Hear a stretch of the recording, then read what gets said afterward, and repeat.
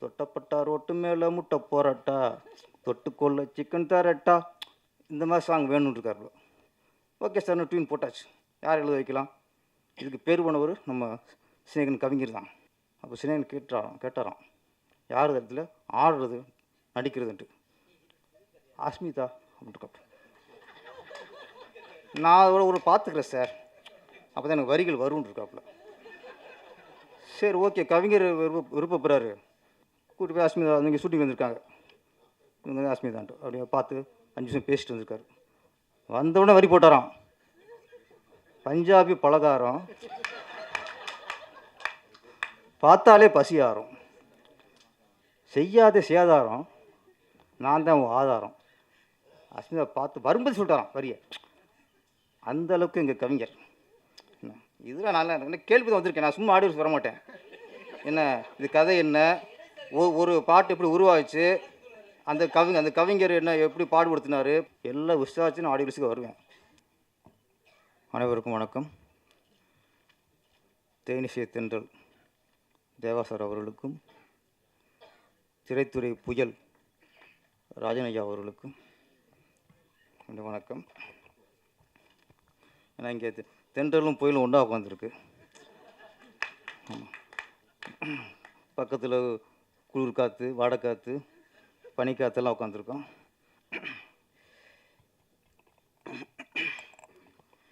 இங்கே எல்லாருமே ராஜேஷ் மாதிரி பேசிட்டு போயிறாங்க. எனக்கு வருங்களாமே ராஜேஷ் மாதிரி பேசினா, இப்போ ராஜேஷ் என்ன பேசுவார்னு தெரியல எனக்கு. எல்லாம் சுமார் 4th கியர் 5th கியர் போயிட்டுருக்கு. எஸ்ஆர் புறப்பாரு இன்றைக்கி பொங்கிட்டார். இன்றைக்கி P2 இருவர் ட்ரெய்லர் உள்ள இப்போ உள்ள இந்த ட்ரெண்டிங் வாங்கல, ஒரு இந்த ஹாரர் மூவி. நம்ம ட்ரெய்லர் பார்க்கும்போதே ஒரு த்ரில்லர் இருக்குது, அதே சமயத்தில் ஒரு நல்ல மெசேஜும் இதில் இருக்குதுன்னு நினைக்கிறேன். நம்ம சம்பத் ராம் பண்ணியிருந்தார் அந்த பாய் கேரக்டரு. கெட்டப் கரெக்டாக இருக்குது சார். ஆமாம், உங்களுக்கு எதை போட்டாலும் கரெக்டாக தான் இருக்குது. அதனால உங்களுக்கு மழை நல்லா இருக்குது. இல்லை அதனால மழை அங்கே தூக்கிட்டு போயிட்டாங்க, மழையாக தூக்கிட்டு போயிட்டாங்க.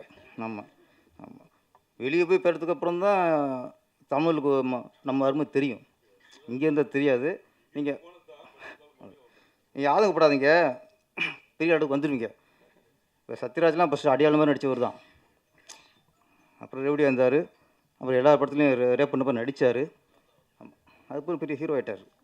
நம்ம நிறைய ஆர்டிஸ்ட்டு இப்போ விஜய் சேதுபதி ஆரம்பத்தில் ஒரு ஜூனியர் ஆர்டிஸ்ட் தான் வந்தார், இன்றைக்கி ஒரு பெரிய ஹீரோ ஆகிட்டார். சூரி, நிறைய பேர் இருக்காங்க. ஆனால் ஒரு சினேகர் சார் சொன்ன மாதிரி ஓடிட்டே இருக்கணும், தேடிட்டே இருக்கணும், கரெக்டாக அமைஞ்சிடும். நம்ம என்னோட அவங்களுக்கு கிடைக்கலன்னு அந்த அந்த ஆதங்கம் கவலை வரக்கூடாது, கிடைக்குங்கிற ஒரு நம்பிக்கை இருக்கணும். கண்டிப்பாக அவங்களுக்கு வந்துடும், கவலைப்படாதீங்க. அப்புறம் இந்த படத்தோட இயக்குனர் சிவம் ட்ரெய்லரில் ஒரு திறமெல்லாம் காட்டிட்டார். அந்த ட்ரெய்லரை பார்க்கும்போது ஒரு விஷயம் ஓரளவு கொஞ்சம் புரிஞ்சுக்க முடிஞ்சது. ஒரு காதலர்கள் கொண்டுறாங்கன்னு நினைக்கிறேன். இப்போ ஆவிகள் கொண்டு வந்தால் ஆவிகளை அழியுதுன்னு நினைக்கிறேன். ஆமாம், கடைசியாக பேய் பிடிச்ச உடனே நம்ம இங்கே ஓடுறோம்னா தற்காப்பு தான். மனுஷனுக்கு பிரிவினை அப்படிங்கும்போது வெவ்வேறு மதம், வெவ்வேறு தெய்வம். ஆனால் பிரச்சனை வந்துட்டால் எல்லாத்தையும் ஒன்று தான் நம்மளுக்கு. நம்ம மாண்டோட தற்காவில் பார்த்தா அங்கே முஸ்லீம் மட்டும் இருக்க மாட்டாங்க, அங்கே அதிகமாக இருக்கிறது இந்துக்களும் கிறிஸ்தவரும் தான். நிறைய பேர் கயிறு கட்டுவாங்க, கயிறு குழந்தை கட்டுவாங்க, அவங்க கட்டுவாங்க, பார்த்தா நிறைய இந்துக்களும் கட்டுவாங்க. அப்போ மனுஷனுக்கு பிரச்சனைன்னு வந்துட்டால் அல்லாவது இயேசுவாது சிவனாவது எல்லாம் ஒன்றுன்றான். பிரிவினைன்னு பேசும்போது தான் நான் அல்லாடா, நான் இயேசு, நான் பிள்ளையார், நான் முருகர் அப்படிமா. இப்போ முருகர் இல்லைங்கிறாங்க, அது வேறு அது ஒரு பிரச்சனை போயிட்டுருக்கு. அதனால் இது ஒரு நல்ல விஷயம். யாருக்கு இருந்தாலும் எல்லா தெய்வமும் அவங்களுக்கு துணையாக இருக்குங்கிற விஷயம் நான் ட்ரெய்லரை பார்த்து கொஞ்சம் புரிஞ்சுக்கிட்டேன். அப்புறம் சினேகன் சார், கவிஞர் சினேகன் சார் இதுக்கு முன்னாடியே இந்த ஜீன்ஸ் படத்தை பற்றி சில இதெல்லாம் இன்டர்வியூலாம் பார்த்தேன். ஜீன்ஸ் படத்தில் வந்து ஐஸ்வர்யா ராய் வந்து ஹீரோயின். அப்போல்லாம் வைரமுத்து சார் தான் பாட்டு எழுதணும். இந்த எனக்கா அப்போ அதிசயங்களை பற்றி எழுதணும். அப்போ அவர் எழுத சொல்லும்போது என்கிட்ட நான் வந்து ஒரு எனக்கு ஐஸ்வர்யா நேராக ஒரு பார்த்துறேன் அப்படின்ட்டுருக்காரு. சரி ஓகே கவிஞர் விருப்பப்படுறேன்ட்டு பாம்பேக்கு வைரம் சார் கூட்டி போயிருக்காங்க. கூட்டி போய் ஐஸ்வர்யாட்ட அறிமுகப்படுத்தி இவர் தான் படத்தோட கவிஞர் சொன்னோன்னா நான் கேட்டேண்ணா, ஒருத்தர் முந்திக்கிட்டு வந்து இல்லைனாலே அது இருக்குன்னு அர்த்தம். அவர் குற்ற உணர்வு உறுத்துறதுனால தான் டக்குனு வந்து ஆஜராகிறாரு. நாங்கள் விட மாட்டோம் என்ன. அப்போ அப்போ பார்த்ததுக்கப்புறம் ஐஸ்வர்யாயே வேக்கிற அளவுக்கு அதிசயிக்கிற அளவுக்கு அழகாக வர்ணிச்சார் வைரமுத்து. அந்த பாட்டை கேட்டு ஐஸ்வர்யாயே வேந்துட்டாங்க, இப்படி ஒரு கவிஞரான்ட்டு. அந்த மாதிரி இந்த படத்துக்கு கம்போசிங் நடந்திருக்கு. தேவா சார் உட்காந்துருக்காரு, டைரக்டர் சிவன் சார் உட்காந்துருக்காரு. ஒரு சிச்சுவேஷன் சொல்லியிருக்காரு அவர் டைரக்டர். என்ன சிச்சுவேஷன் சார்? அந்த தொட்டப்பட்டா ரோட்டு மேலே முட்டை போராட்டா, தொட்டுக்கொள்ள சிக்கன் தரட்டா, இந்த மாதிரி சாங் வேணும்னு இருக்காரு. ஓகே சார், ட்யூன் போட்டாச்சு. யார் எழுத வைக்கலாம்? இதுக்கு பேர் போனவர் நம்ம சிநேகன் கவிஞர் தான். அவர் கூப்பிட்டுருவோம். சிச்சுவேஷன் சொல்லியாச்சு, டியூன் சொல்லியாச்சு. அப்போ சிநேகன் கேட்டாராம் யார் இடத்துல ஆடுறது நடிக்கிறதுன்ட்டு. அஸ்மிதா அப்படின்ட்டு. நான் ஒரு பார்த்துக்கிறேன் சார், அப்போ தான் எனக்கு வரிகள் வரும்னு இருக்காப்புல. சரி ஓகே கவிஞர் விருப்பப்படுறாரு, இப்போ அஸ்மிதா அறிமுகப்படுத்துக்குவோம் அப்படின்ட்டு சிவன் சார் கூட்டிகிட்டு. டேரக்டருக்கு வேறு வேலை இல்லை, டேரக்டர் மாதிரி ஒரு பொழப்பு எதுவுமே இல்லை. சரி கவிஞர் கேட்டாருன்ட்டு கூட்டி போய் அஸ்மிதா நீங்கள் ஷூட்டிங் வந்திருக்காங்க, இவங்க தான் அஸ்மிதான்ட்டு அப்படியே பார்த்து 5 நிமிஷம் பேசிட்டு வந்திருக்காரு. வந்தவுடனே வரி போட்டாராம், பஞ்சாபி பலகாரம் பார்த்தாலே பசியாரும், செய்யாத சேதாரம், நான் தான் உன் ஆதாரம். அஸ்மிதா பார்த்து வரும்போது சொல்லிட்டாராம் வரிய. அந்த அளவுக்கு எங்கள் கவிஞர்.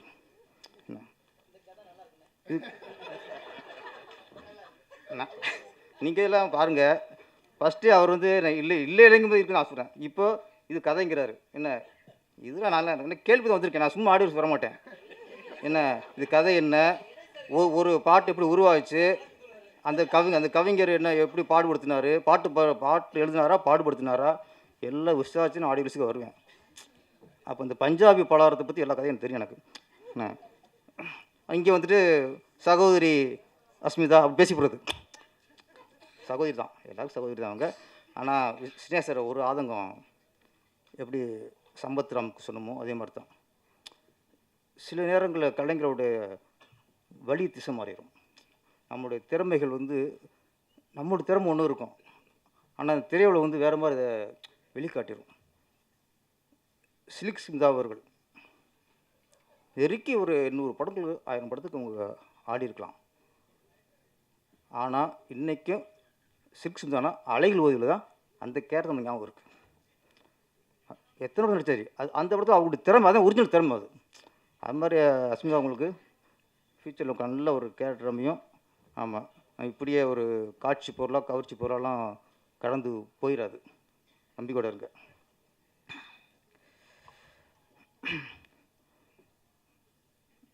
தேனிசை தென்றல் தேவா சார் அவர் வந்து நம்ம வந்து இந்த ஈஸியாக நினைக்கிறோம். அவர் ஆராய்ச்சி பார்த்தா அவரை விட ஒரு அற்புதம் எதுவும் இருக்க முடியாது.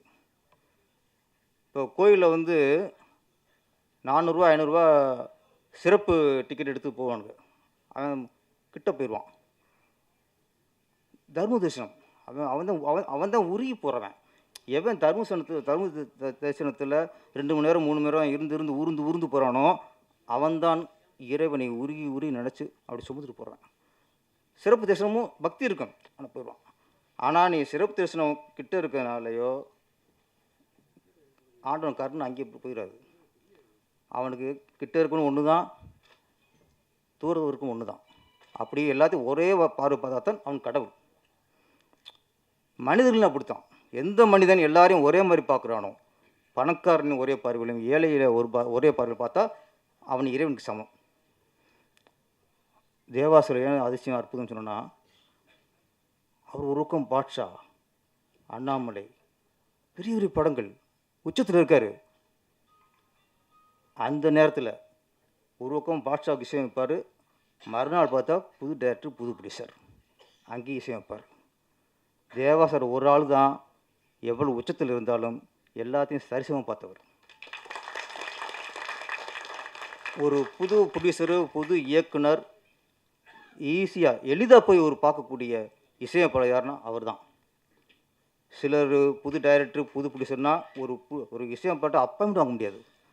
இசையமைக்க வைக்கிற அடுத்த விஷயம் மீட் பண்ண முடியாது, எல்லாத்தையும் விசாரிப்பாங்க. அப்போ சின்ன டைரக்டர், சின்ன ப்ரொடியூசர்னா நோ அப்பாயின்மெண்ட். இங்கே அப்படி இல்லை, அவங்களுக்கு தான் முதலிடம். சின்ன ப்ரொடியூசருக்கும் சின்ன இயக்குனருக்கு தான் முதல்ல பார்ப்பார். ஏன்னா நிறைய பேர் அவருடைய அருமை தெரியாமலே திரையுலகம் இருக்குது சார். முதல்ல திரையுலகம் சார்பாக, எல்லா இயக்குனர் சார்பாக, நானும் புது டைரக்டர் வந்தவன் தான். எல்லா சாரும் உங்களுக்கு நன்றி சார். 80-90களில் நிறைய ஹீரோக்கள் இளையராஜா மியூசிக் பண்ணால் தான் நடிப்பேன். அவர் மியூசிக் இல்லைன்னா கால்ஷீட் கொடுக்க மாட்டாங்க. அப்படி இருந்த காலம் உண்டு. ஆனால் அந்த நேரத்தில் ஒரு பக்கம் ரஜினி, ஒரு பக்கம் கமல், ஒரு விஜயகாந்த், சத்யராஜ், ஒரு பக்கம் போயிட்டுருக்கு, முரளி, ராமராஜன், எல்லாருக்கும் இளையராஜா. அப்போ 2 பேர் வளர்கிறாங்க சார், அடுத்த ஜென்ரேஷன். ஒரு பக்கம் விஜய், ஒரு பக்கம் அஜித். விஜய் படத்துக்கு தொடர்ந்து இசையமைத்து அவரை வெற்றி ஹீரோவாக்குனவர் தேவா சார். எல்லா படமும் ஹிட்டு. இந்த பக்கம் அஜித், ஆசை, இந்த மாதிரி படம், ஆசையில் அத்தனை பாட்டும் அற்புதம் கேட்டு போனோம். அப்போ இளையராஜா இருந்தால் தான் ஒரு ஹீரோ உருவாக முடிகிற காலகட்டத்தில் ஒரு தலையும் தளபதியும் உருவாக்குனவர் தேவா சார்.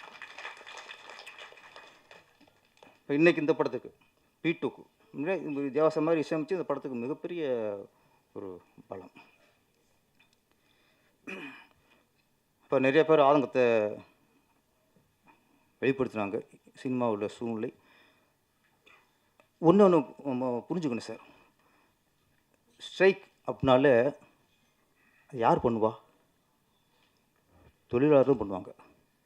லேபர்ஸ் தான் ஸ்ட்ரைக்குங்கிறது எப்போவுமே இது வரைக்கும் நம்ம பார்த்து வந்த ஒரு காலகட்டம். முதலாளிகள் ஸ்ட்ரைக் பண்ணுறாங்கன்னா அது எவ்வளோ பெரிய ஒரு வேதனையான விஷயம். அப்போது தொழிலாளி ஸ்ட்ரைக் பண்ணுறாங்க, ஓகே, அது நம்ம காலங்களும் பார்த்துட்டு ஒரு விஷயந்தான். முதலாளிங்க ஸ்ட்ரைக் பண்ணுறாங்கன்னா நம்ம அதை கவனிக்கணும். ஏன் அவங்க பண்ணுறாங்கன்னா அப்போ எந்த அளவுக்கு அவங்க நொந்து போயிருப்பாங்க, எந்த அளவுக்கு அவங்க நொடிச்சு போயிருப்பாங்க. அவங்க ஸ்ட்ரைக் பண்ணுற அளவுக்குன்னா இப்போ சினிமா எந்த லட்சணத்தில் இருக்குது. ராஜசிம்மன் அவருடைய ஆதங்கத்தை வெளிப்படுத்தினார். ஓகே, அவருக்கு இது சும்மா இது ஒரு ஃபோர்ஸாக பேசுகிற விஷயம் இல்லை. அவர் பேசும்போது தெரிஞ்சது இது மேடைக்காக பேசுகிறதோ அதுக்காக இல்லை. அது அந்த மனசு காயப்பட்டிருக்கு. அந்த காயத்தின் வலி வார்த்தையாக வெளியே வந்துருச்சு, அவ்வளோதான். நான் என்ன சொல்கிறேன்னா ஒன்றே ஒன்று தான் சார். ஒரு தயாரிப்பாளர் நல்லா இருந்தால் தான் சினிமா நல்லா இருக்கும். ஒரு தயாரிப்பாளர் லாபம் அடைந்தால்தான் இந்த தொழில் சுமூகமாக நல்லபடியாக நடக்கும். ஒவ்வொரு ப்ரொடியூசராக அழிஞ்சிட்டே இருந்தானா நான் என்ன மிஞ்சும்? எங்கே ஏவி படம் எங்கே எடுக்கிறாங்க? கவிதாலய படம் எடுக்கிறாங்களா? வாகினி படம் எடுக்கிறாங்களா? தேனாண்டர் பிசி படம் எடுக்குதா? லட்சுமி முகேஷ் படம் எடுக்கிறாங்களா? சூப்பர் குட் ஃபிலிம்ஸ் படம் எடுக்குதா? ஒரு காலத்தில் இந்த தமிழ் திரையுலக கட்டியாண்டு இத்தனை பேனர்லாம் என்ன சார்ச்சு? இந்த நிறுவனம் நீங்கள் எங்கே போச்சு? ஏன் அழிஞ்சிச்சு? ஏன் படம் எடுக்க மாட்டேங்கிறாங்க? ஏன் பயப்படுறாங்க? அப்போ சினிமா பற்றி தெரியாமல் புதுசாக வந்து அழிஞ்சிட்டே இருப்பாங்க. நம்ம ஒருத்தர் அழிச்சிட்டே இருப்போம். ஒருத்தர் அழிவான், இன்னொருத்தர் வருவான், ஒருத்தர் அழிவான், இன்னொருத்தர் அழிவான். எத்தனை காலத்துக்கு? அப்போ எப்போ தான் தயார் பசங்க உஷாராகணும்? அவங்களுக்கும் ஒரு கட்டத்தில் ஒரு விழிப்புணர்வு வரும்ல. அப்போ அவங்க நம்மளை காப்பாற்றுக்குங்க ஒரு ஒரு ஒரு முடிவுக்கு வருவாங்கள்ல. அந்த நேரம் தான் இது. நான் ஒன்றே வச்சுறேன், ஒரு ப்ரொடியூசரை நல்லா இருக்கணும்னு அந்த படத்தில் நடிகர் நினைக்கணும் சார். அந்த படத்தை இயக்குனர் நினைக்கணும். இந்த தயாரிப்பாளருக்கு இந்த படத்தில் லாபம் கிடைக்கணும் அப்படின்னா அந்த டைரக்டர் மனசை நினைக்கணும், எடிட்டர் நினைக்கணும், ஒளிப்பதிவாளர் நினைக்கணும், ஜூனியர்ஸ் நினைக்கணும், செட் ஆள் நினைக்கணும், சாப்பிட பரிமாறுறாங்கல்ல ப்ரொடக்ஷனில் அவங்க நினைக்கணும், ஒட்டுமொத்த பேரும். ஏன்னா அவர் தான் நமக்கு முதலாளி. அவர் குணம் வேறையாக இருக்கலாம், அது பிரச்சனை இல்லை. நமக்கு பணம் கொடுக்குற முதலாளி சார். முதல்ல டேரக்டர் எல்லாரும் இந்த படத்தில் ஒரு லாபம் கிடைக்கும்னு நினச்சா தான் அது ஆரோக்கியமான சினிமா. அவன் எக்கட்டு கட்டு போகிறான், ஒரு ஏடிஎம் மிஷின் மாதிரி நடிச்சோம்னா சினிமா அழிஞ்சிடும். இப்போ தான் தயாரிப்பு சங்கத்துக்கே ஒரு இது வந்திருக்கு, கட்டுக்கோப்பில் கொண்டு வரணும், ஒரு நெறிமுறைக்கு உட்படணும், பேசுங்க, சீரமைங்க. ஆனால் நம்ம ஒட்டுமொத்த சங்கமும் தயாரிப்பாளர் சங்கம் அப்படிங்கும்போது அதை மதிக்கணும். ஏன்னா அதுதான் சினிமா வாழ வைக்கிறது, எல்லாத்துக்கும் படி கலக்கிறது அதுதான். ஆனால் அதே தயாரிப்பாளர்கள் சிலர் ஏமாற்றுவார்கள், சம்பளம் கொடுக்காம ஏமாற்ற பார்ப்பாங்க, நம்ம தொழிலை நெரிப்பாங்க. ஒரு இயக்குனரை அவருடைய தொழில் இவங்க தலையிடுவாங்க. சொன்னாங்களே ஒருத்தர் விஜய் மில்டன் படத்தை அவர் இல்லாமலே ஒரு காட்சியை மாற்றி அமைச்சிட்டாங்கன்ட்டு. இது இது இது இது வந்து இது வேறு இந்த மாதிரி அப்படியும் பிடிச்சிருக்காங்க. அது வந்து ஒரு தனிப்பட்ட ஒரு தயாரிப்பாளரின் குணம். தனிப்பட்ட தயாரிப்பாளரின் குணத்துக்கும் தயாரிப்பாளர் சங்கத்துக்கும் சம்மந்தம் இல்லை. அப்போ தனிப்பட்ட ஒரு குணம்னா அதுக்கு என்ன பண்ணுங்கிறத நிறைய பேசி தீர்த்துக்கணும். இப்போ ராஜசிம்மன் ஒன்று சொன்னார், எங்கே பிரச்சனை வருதுன்னா இது இது வந்து திரையுலக குடும்பம் சார். தயாரிப்பாளர்கள், பெப்சி தொழிலாளர்கள், நடிகர்கள் எல்லாமே திரைத்துறை தானே ஃபஸ்ட்டு. இது அரசியல் கட்சி இல்லையே. நடிகர் சங்கம் ஒரு பக்கம் அறிக்கை, தயாரிப்பாளர் சங்கம் ஒரு பக்கம் அறிக்கை, இந்த பக்கம் பெப்சி ஒரு பக்கம் ஒரு அறிக்கை. நம்ம இன்னும் அரசியல் நடத்திக்கிருக்கோம், ஆளாளுக்கு கோட்பாடை வெளிப்படுத்திக்கிருக்கோம். குடும்பம், இந்த அண்ணன் தம்பி, அண்ணன் தங்கச்சி. ஃபஸ்ட்டு ஒரு சங்கத்துக்குள்ளே நடக்கிற பிரச்சனையை ப்ரெஸ்ஸில் சொல்கிறது தப்பு சார். ஃபஸ்ட்டு அது உங்களுக்கு தப்பு. எதுக்கு ப்ரெஸ் சொல்றிய? நீங்கள் எலெக்ஷன் நிற்க போயிடலாம், இங்கே மக்கள் ஓட்டுக்க போயிடலாம், மக்கள்கிட்ட போய் இந்த எலெக்ஷன் சொல்கிறீங்க. ஏற்கனவே நிறைய ஆளுகள் விமர்சகர்கள் வந்து சினிமா நாடிச்சிருக்காங்க. ஏதோ கிடைக்குமா, அவன் தப்பு பண்ணானா, இவன் குடும்பம் இப்படியா, இந்த நடிகை இப்படியா, இந்த நடிகை அங்கே போச்சா, இதை வச்சா நிறைய பேர் புலப்படுத்திக்கிறாங்க. இது பத்தாதுன்ட்டு நம்ம வேறு இந்த குடும்ப சண்டை போய் அவங்கள்ட்ட கொடுத்தோம்னா இது விளங்குமா? ஃபஸ்ட்டு நடிகர்களுக்கு உங்களுக்கு பிரச்சனை, இங்கே நடிகர் சங்கத்துக்கு கூப்பிட்டு பேசணும். ராஜசிம்மனுக்கு ஒரு பிரச்சனையா, வாங்க, என்ன பிரச்சனை? எங்கள் இயக்குனர் சங்கத்தை சொல்கிறேன், இயக்குனர் சங்கத்துக்கு நிறைய பஞ்சாயத்து வரும் சார். அதில் ஒரு இயக்குனர் வந்து ஒரு தயாரிப்பாளர் மேலே புகார் கொடுப்பாரு. நாங்கள் கூட்டு விசாரிக்கும்போது தெரியும், சில நேரங்களில் எங்கள் இயக்குனர் மேலே தப்பு இருக்கும். அது ரெண்டு பேரும் ஒன்றா வச்சு பேசும்போது தான் தவறு யாருடையது. புகார் கொடுத்துட்டா புகார் கொடுக்கப்பட்ட ஒரு தப்பாயிருவாரா என்ன? விசாரிக்கும் போது தான் தெரியும் யார் தப்பு, யார் மேலே தவறுங்கிறான். அப்போ எங்கள் இயக்க சங்கத்தையும் சில பஞ்சாயத்தில் எங்கள் இயக்குனர் தவறு இருக்கும். அவர்கிட்ட அப்போ சுட்டி காட்டி, உன் மேலே தப்பு இருக்குது, நீ இப்படி மாற்றிக்கோ, நீ இவ்வளோ எதிர்பார்க்காத, இது வாங்கிக்கோ அப்படிம்பான். போயிடுவாங்க. எந்த இயக்க சங்கத்தில் எத்தனையோ பிரச்சனை வந்துருக்கு சார். இவ்வளோ முடியும் இது வரைக்கும் பிரச்சனை வந்து கொடுத்ததில்லை நாங்கள். அந்த வகையில் இயக்க சங்கத்தை நினச்சி நான் பெருமைப்படுறேன். எங்கள் இயக்க சங்கத்தில் ஒரு இது இருக்குது, தேர்தலையே. எங்கள் தேர்தலில் போஸ்ட் ஓட்டுறதோ மீடியாவில் போய் பேசுகிறதோ அதெல்லாம் கூடாது. அது தேர்தல் அறிக்கையில் நாங்கள் வந்து போட்டிருப்போம். அதனால் நம்ம இது குடும்ப விஷயம். இதில் வந்து ஒரு நடிகர் மேலே தப்பு இருக்கா கூப்பிட்டு பேசினா சரியாயிரும். இதை போய் போட்டு பத்திரிக்கை போட்டோம்னா, இன்றைக்கி பத்திரிக்கை வெளியே போனதுக்கப்புறம் தான் அப்போ ஈகோ ஜாஸ்தியாகிடும். பத்திரிக்கை பப்ளிக்கில் ஒரு விஷயம் போனவுடனே என் பேர் கெட்டு போச்சு அப்படின்னு திருப்பி அவரை கூப்பிட்டு வந்து சமாதானப்படுத்துறது ரொம்ப கஷ்டமாயிரும். ஆனால் இதுக்கு இந்த சினிமா பிரச்சனைகள், சினிமாவில் சொன்னது இந்த விமர்சன பேர்லேயே நிறைய கொள்கிறாங்க. இது நம்மளே போய் அவங்களுக்கு தீனி கொடுக்குறோம். இது ஈக்குவலாக பிரச்சனை வந்து சுமூகத்துக்கு வராது. இன்னொன்று, இந்த ஸ்ட்ரைக்கு தயவுசெய்து ராஜன் சார்லாம் இருக்கார், இந்த ஸ்ட்ரைக் நடக்கக்கூடாது சார், நடக்கக்கூடாது. ஒரு முதலாளி ஸ்ட்ரைக் பண்ணாங்கிற ஒரு வரலாறு நம்ம தமிழ் தெருவில் வந்துடக்கூடாது. அது மிகப்பெரிய அவமானம். அது இன்னொன்று, அதில் பாதிக்கப்படுறது தயாரிப்பில் அதிகமாக பாதிக்கப்பட போகிறதில்ல. பாதிக்கப்படுறது யாருன்னா தொழிலாளர்கள் தான். அவங்க தான் தினக்கூலிகள் தான். அன்னன்னைக்கு சம்பளம் வாங்குறான் பாருங்க. நீங்கள் 4 மாதம் 5 மாதம் ஸ்ட்ரைக்கு போட்டிங்கன்னா அவன் சவுத்துக்கு என்ன பண்ணுவான்? அவனுக்கு என்ன வருமானம் பண்ணுவாங்க? அதனால் இந்த ஸ்ட்ரைக்கு நடக்கக்கூடாது அப்படின்னு நான் ஆண்டவனை வேண்டிக்கிறேன். அதில் ராஜேஷ் சார் அதெல்லாம் பார்த்துக்குவார். P2 படம் மிகப்பெரிய வெற்றி அடையணும். இதில் வந்து அந்த ஹார்ட் ஒர்க்கு நம்ம ட்ரெயிலர் தெரியுது. சிவத்தோட ஹார்ட் ஒர்க்கு நம்ம கேமரா வெற்றி வந்து உண்மையிலேயே ரொம்ப சில சாட்சம் பிரமாண்டமாக இருக்குது. இந்த படத்தை நடித்த கதாநாயகி, கதாநாயகன் எல்லாருக்கும் இந்த படம் பேர் வரணும். அந்த நின்னே சரணடைந்தன் பாடல் ரொம்ப நல்லா இருந்துச்சு சினேஷ் சார். ஆனால் அந்த சாங்கை தனியாக கேட்டு வச்சுக்கல, எங்கள் விஷுவில் வேறு. நின்னே சரணடைந்தன் காதலாங்கும்போது விஷயம் வேறு மாதிரி இருக்கும். ஆனால் இந்த கதைக்கு ஏற்ற மாதிரி நம்ம சிவன் வந்து அதையும் கிளிகள் பாக்கிட்டார். ஆமாம், நம்ம வேறு மாதிரி நினச்சிக்கிருக்கோம், இவங்க வேறு நினைவு வச்சுட்டாரு. ஒரு படத்துக்கு ஏற்ற மாதிரி அவங்க அமைச்சுக்குவாங்க. இந்த படம் மிகப்பெரிய வெற்றி அடையணும். ராதிகா மேடம், ஜானி மாஸ்டர் எல்லார் உழைப்பும் இதுக்கு வீண் போகாது. எல்லோரும் வெற்றி கிடைக்கும் சார். நன்றி, வணக்கம்.